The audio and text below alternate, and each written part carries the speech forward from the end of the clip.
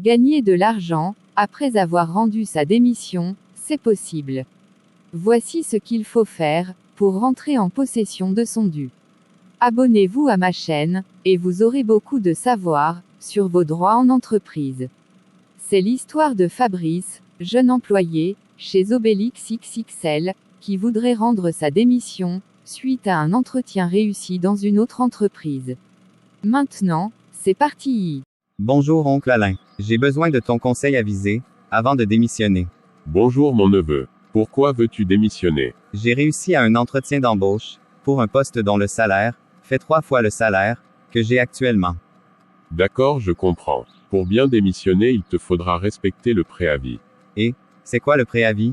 Écoute Fabrice, le préavis en cas de démission, est une période de temps, que le travailleur démissionnaire accorde à l'employeur, en l'avertissant à l'avance, de son départ de l'entreprise.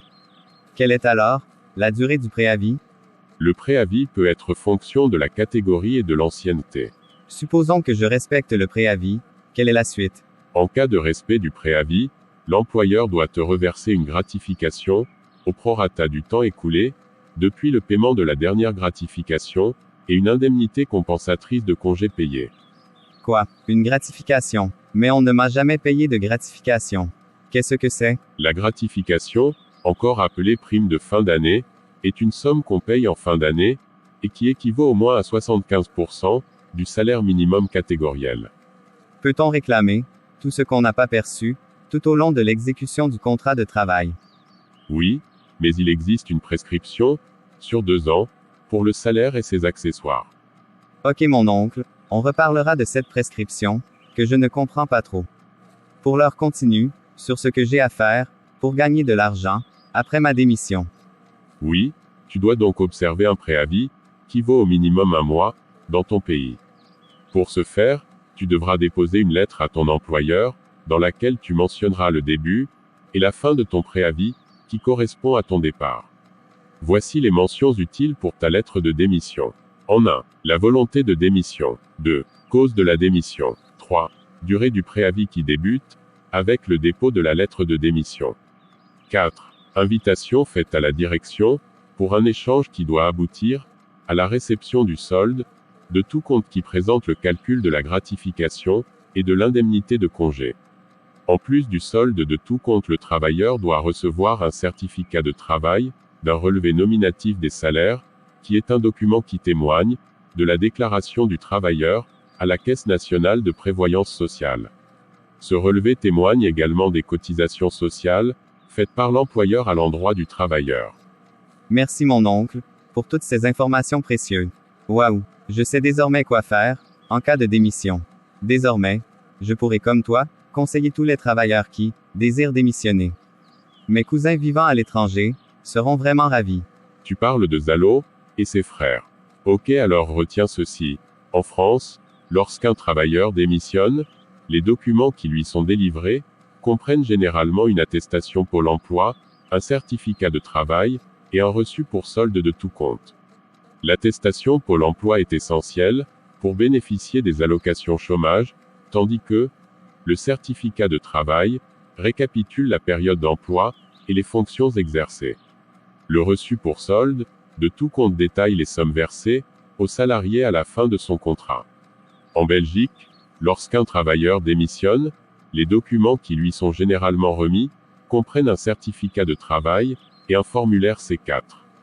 Le certificat de travail fournit des informations, sur la durée de l'emploi, la nature du travail, et la qualité du travailleur.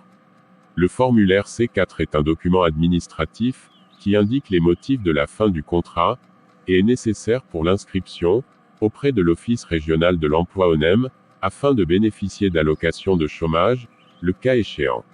En Russie, lorsqu'un travailleur démissionne, les documents courants qui lui sont généralement remis, comprennent un certificat de travail, et un relevé de travail.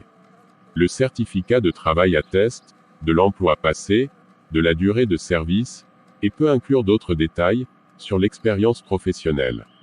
Le relevé de travail est un document similaire, qui récapitule les principaux aspects de l'emploi. Au Royaume-Uni, lorsque quelqu'un démissionne, les documents délivrés comprennent généralement un certificat de travail, une lettre de démission confirmant la date de départ, et le dernier relevé de salaire. En outre, l'employé peut recevoir un P45, un formulaire fiscal qui indique les revenus gagnés, et les impôts payés jusqu'à la date de cessation d'emploi. Ces documents sont importants pour les démarches administratives ultérieures, notamment pour les questions fiscales. Il est recommandé de vérifier, auprès de l'employeur pour s'assurer de recevoir tous les documents nécessaires lors de la démission. Les détails peuvent varier en fonction des politiques, de l'entreprise, et de la législation en vigueur. Il est conseillé au travailleur de discuter avec son employeur pour s'assurer de recevoir tous les documents pertinents et de régler toute question financière liée à la cessation d'emploi. Oulala. Mon oncle, je constate que tu es une vraie source intarissable de connaissances, à laquelle je dois très souvent m'abreuver. Merci pour tout mon oncle. Que Dieu te rende au centuple. C'est plutôt moi qui ai pris plaisir à savourer cet instant de partage de connaissances. Merci pour l'occasion que tu viens de m'offrir. Alors les amis, démissionner et se faire de l'argent, c'est tout pour aujourd'hui.